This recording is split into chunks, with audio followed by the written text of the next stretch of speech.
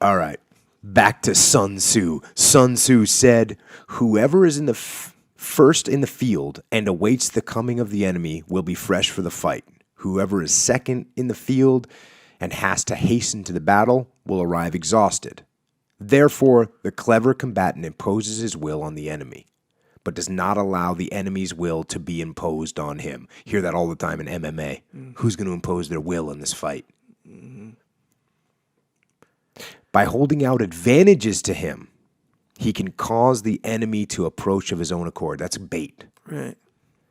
Or by inflicting damage, he can make it impossible for the enemy to draw near. If the enemy is taking his ease, meaning if the enemy is trying to rest, he can harass him. If well supplied, he can starve him out. If quietly encamped, he can force him to move. So all these are just little things to basically annoy the enemy. Right. Throw him off his game. Throw him off of his game. Appear at points which the enemy must hasten to defend.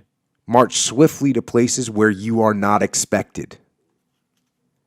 An army may march great distances without distress if he marches through country where the enemy is not. You can be sure of succeeding in your attacks if you attack places which are not defended. Totally obvious, right? You can be sure of succeeding in your attacks if you attack places which are not defended. And this is something that we do in jiu-jitsu. You know, you're attacking the neck, they're protecting the neck, boom, arm. Or you're going for Kimura, going for Kimura, boom, straight arm lock, other arm. Yeah, big one is when you fake a submission to go for a guard pass or something that's not a submission, you know? Yeah. Because it throws your mind off. Like Greg does that really well, where he'll go for that guillotine and you're like, oh, he's going for a submission. So your mind is one thing to be like, okay, I see he's going for my neck, and then yet my arm could be exposed. That's one thing, because you're thinking, okay, this submission to this next submission.